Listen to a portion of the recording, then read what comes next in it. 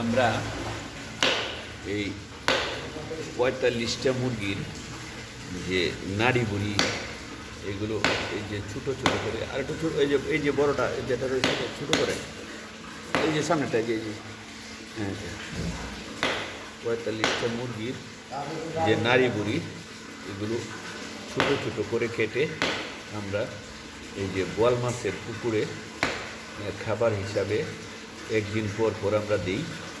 তো তারই ইয়াতে আজকে আমরা এই বোয়াল মাছের পুকুরে দেওয়ার জন্য আমরা এই যে কাইটা প্রসেসিং করতেছি ছোটো ছোটো করে, বড় থাকে না যেন।